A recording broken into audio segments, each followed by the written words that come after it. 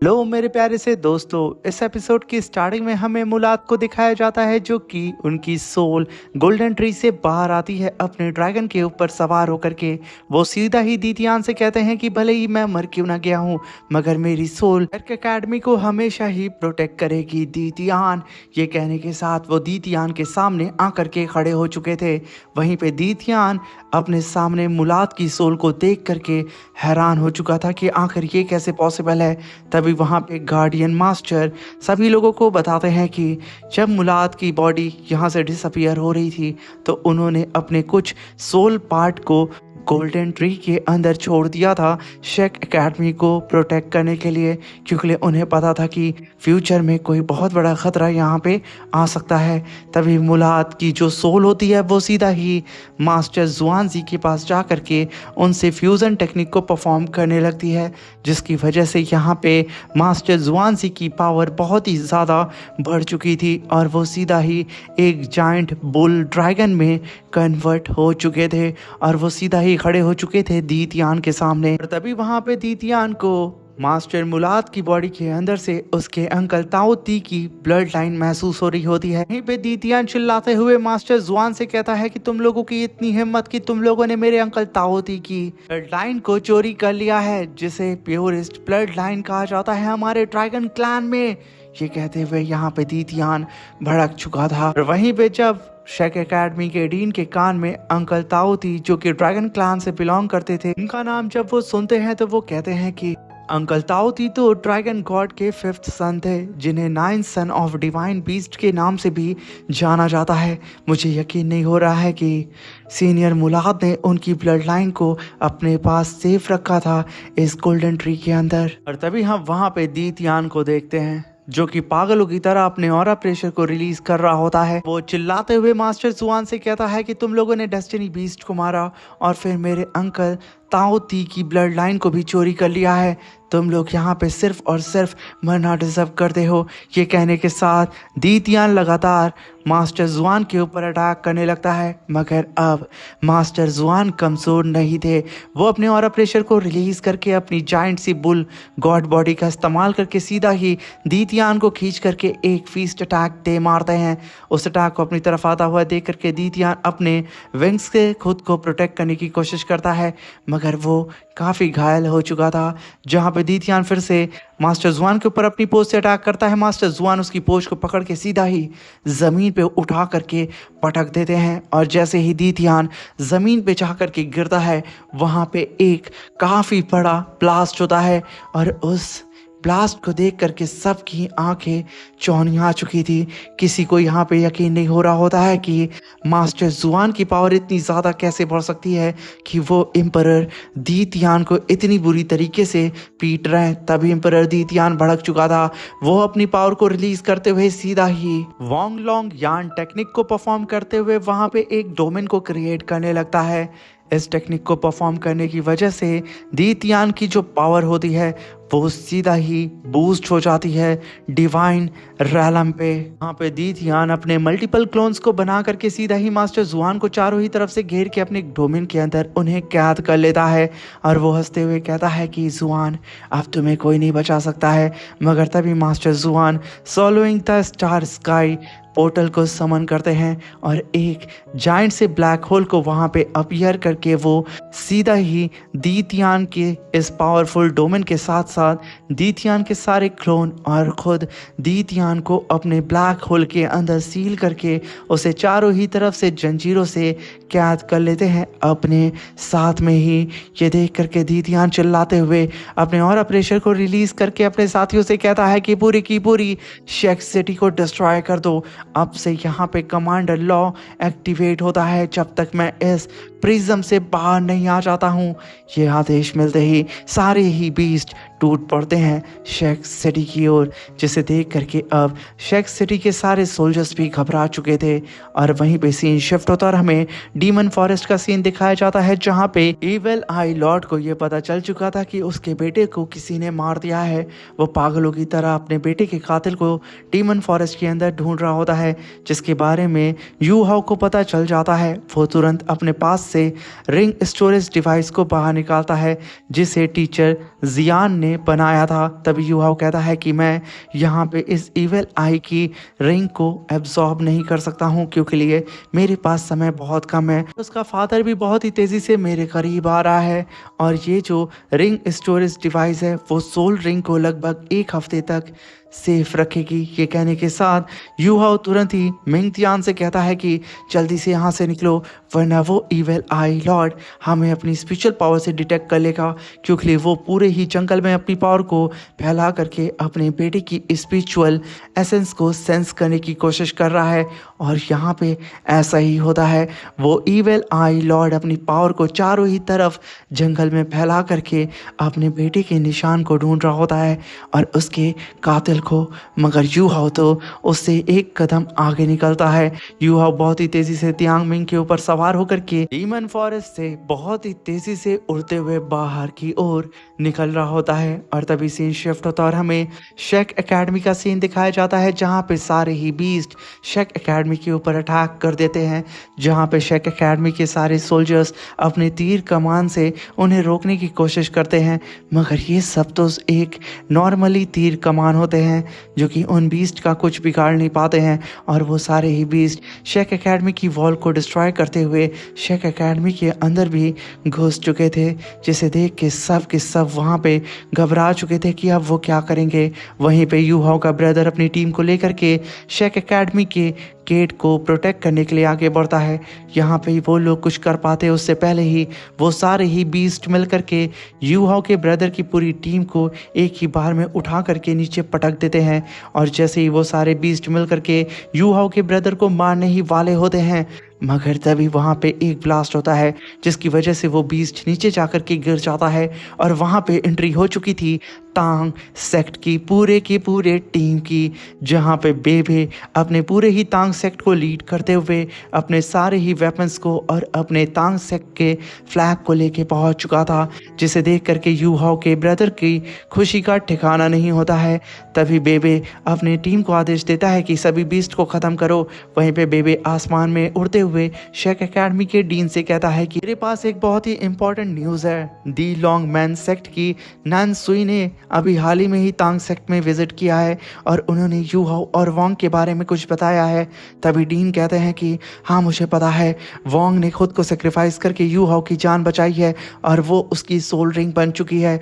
और वोंग की ही वजह से तो यहाँ पे इतना बड़ा बवाल मच चुका है क्योंकि दी तियान डेस्टिनी बीस्ट के मरने की वजह से हमारी पूरी की पूरी शेक एकेडमी को डिस्ट्रॉय करने के लिए अपनी पूरी की पूरी बीस्ट आर्मी को लेकर के यहाँ पे पहुंच चुका है। तभी हम देखते हैं कि शेक एकेडमी की फ्रंट वॉल पे मास्टर जियान अपने पूरे के पूरे सोल वेपन को लेकर के पहुंच चुके थे, जहां पे उन्होंने सबसे पहले फ्रंट लाइन में गॉड क्रॉसबो को रखा था और अपने पूरे ही साथियों से कहते हैं कि जल्द से जल्द गॉड क्रॉसबो को एक्टिवेट करो और उसे लोड करो।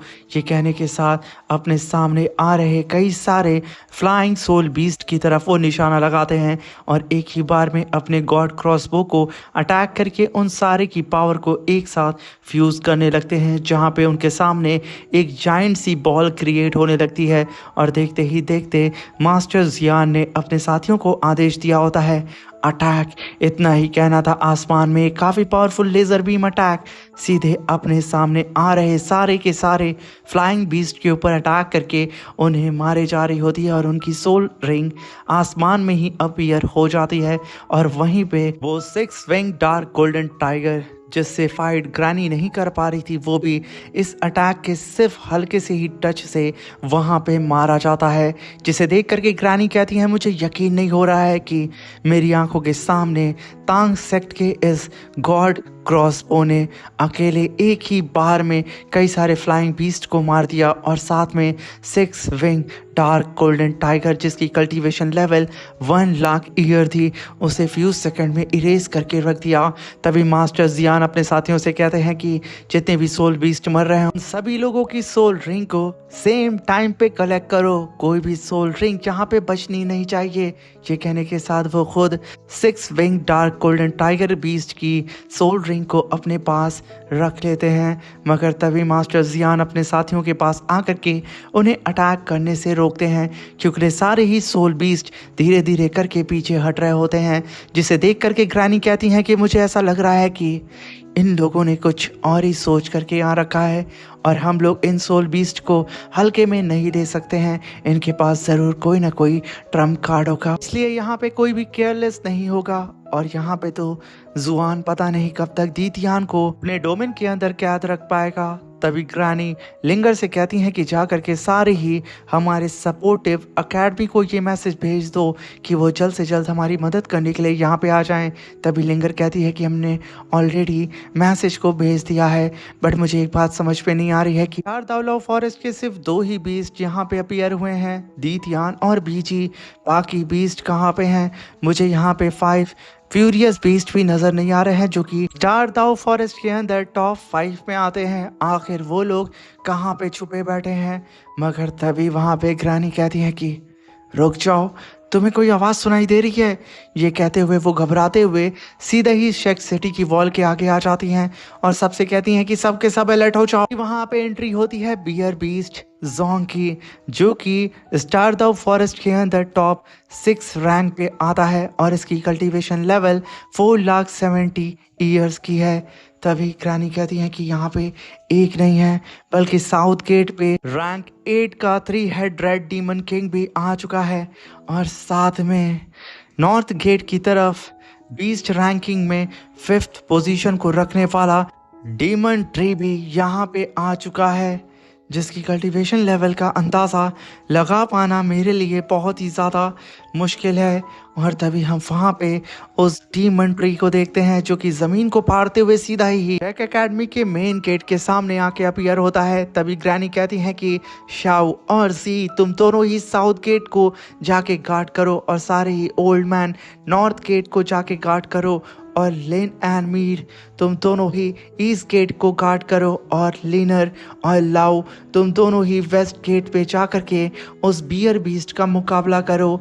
ये कहने के साथ वो सभी लोगों को अलग अलग पार्ट में बांट देती हैं कि वो लोग जा कर के अलग अलग गेट को वहाँ पे प्रोटेक्ट करें और उन सारे ही बीस्ट से फाइट करें। भी वहाँ पे ग्रैनी उन सारे ही बीस्ट आर्मी को देख करके कहती हैं कि इनका एम्परर अभी कैद है, इसलिए इन लोगों ने यहाँ पे कमांडर लॉ को फॉलो करना स्टार्ट कर दिया है।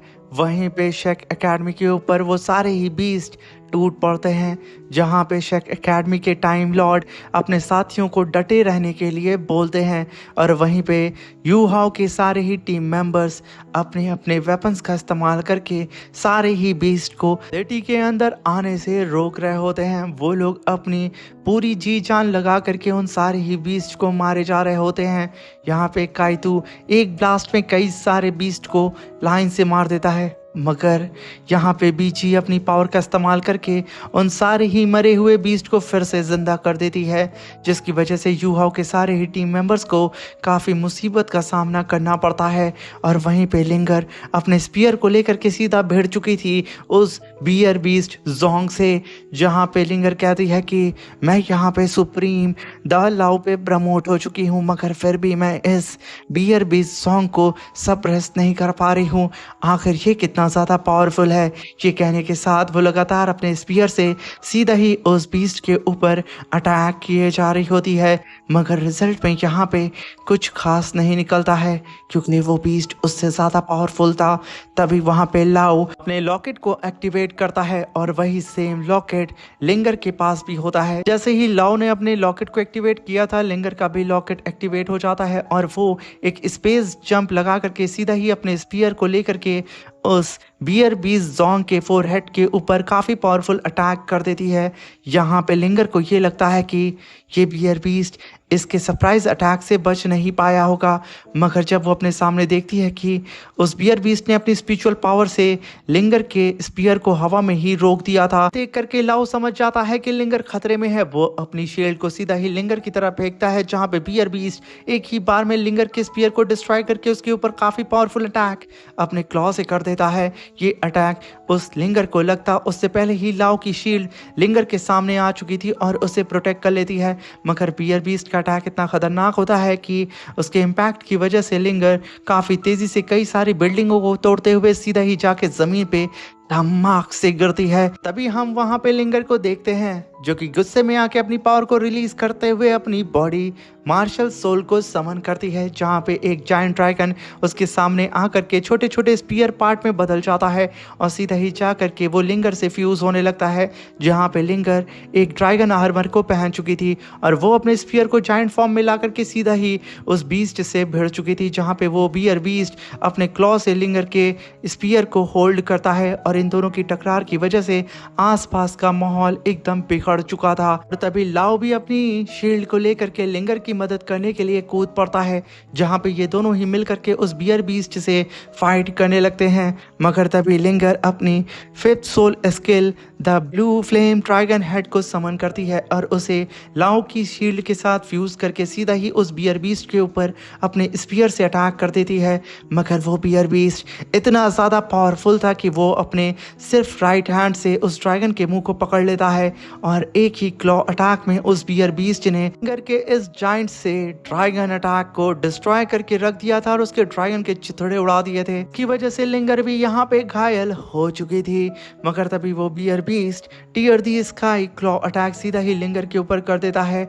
ये देख करके लाओ बीच में आ जाता है और वो तुरंत ही अपनी 7 सोल स्किल लॉन्ग शील्ड को समन कर लेता है और तुरंत ही वहां पे लिंगर को अपनी जायंट सी शील्ड से प्रोटेक्ट करने लगता है, जिसे देख के लिंगर कहती है कि लाऊ हट जाओ, तुम इसे रोक नहीं पाओगे। अगर यहाँ पे लाऊ अपने प्यार की खातिर वहां पे टिका होता है, उसे अंजाम अच्छी तरीके से पता था। तभी हम देखते हैं कि लाऊ की शील्ड वहां पे पूरी तरीके से क्रैक होने लगती है और वहां पे एक खतरनाक सा बूम ब्लास्ट होता है, जिसकी वजह से वो लाऊ छटक करके पीछे गिर जाता है। और तभी लिंगर भी दौड़ते हुए तुरंत लाऊ को बचाने के लिए जाती है, मगर तभी वो बियर बीस्ट एक और क्लॉ अटैक लाऊ और लिंगर के ऊपर कर देता है। मगर तभी ग्रानी बीच में आकर के उस बियर बीस्ट के क्लॉ अटैक को डिस्ट्रॉय कर देती है और लिंगर से कहती है कि तुम यहाँ पे लाऊ को संभालो, मैं इस बियर बीस्ट को देखती हूँ। जहाँ पे लिंगर लाऊ को अपनी गोद में लिए रहती है और वो कहती है कि आखिर तुमने ये क्यों किया। तभी लाऊ कहता है कि मैं तुमसे प्यार करता हूँ, इसलिए मैं तुम्हारे साथ रहना चाहता हूँ। ये कहने के साथ वो वहाँ पे बेहोश हो जाता है। तभी वहाँ पे गार्डियन मास्टर आता है और वो लिंगर से कहता है कि परेशान मत हो, ये मरा नहीं है, बस इसे थोड़ी बहुत इंटरनल इंजरी हुई है जिसे मैं गोल्डन ट्री की पावर से हील कर सकता हूँ। वहीं पे हम अदर कल्टिवेटर्स को देखते हैं। कमांडर लॉ एक्टिवेट होने की वजह से बीस्ट आर्मी अब शेक एकेडमी के सारे ही कल्टिवेटर्स के ऊपर भारी पड़े जा रही होती है। वो सब इतने पावरफुल मॉन्स्टर के सामने टिक नहीं पाते हैं। तभी हम ग्रानी को देखते हैं जो कि सीधा ही उस बियर बीस्ट से फाइट कर रही होती है, मगर वो बियर बीस्ट एक ही क्लॉ अटैक में सीधा ही ग्रानी को जमीन पे दे मारता है और उससे कहता है कि तुम बुढ़ी हो चुकी हो ग्रानी। तभी ग्रानी को हम देखते हैं जो कि जमीन पे काफी तेजी से आंखें गिरती हैं, जिसे देख करके लिंगर तुरंत ही ग्रानी के पास जाके उन्हें संभालते हुए कहती है कि मॉम आप ठीक तो है ना। तभी ग्रानी कहती है कि मैं यहाँ पे इस बियर बीस्ट के अटैक को होल्ड नहीं कर सकती हूँ, शायद हमारा शेक एकेडमी अब नहीं बच पाएगा, क्योंकि मैं यहाँ पे महसूस कर पा रही हूँ कि मास्टर जुआन की भी पावर यहाँ कमज़ोर पड़ रही है। वो एम्परर दीतियान को ज़्यादा देर तक होल्ड नहीं कर पाएंगे। ये कहने के साथ वहाँ पे चारों ही तरफ निराशा छा जाती है। मगर तभी ग्रानी कहती है कि यहाँ पे मुझे इविल सोल पावर क्यों महसूस हो रही है। तभी वो खड़ी होकर आगे देखती है जहाँ पे एंट्री हो चुकी थी यू हाउ की अनडेड आर्मी की। मगर यहाँ पे ग्रानी को लगता है कि ये सब के सब होली स्पिरिट चर्च वाले हैं। आखिर वो लोग यहाँ पे शेक एकेडमी की मदद करने के लिए क्यों आए हैं।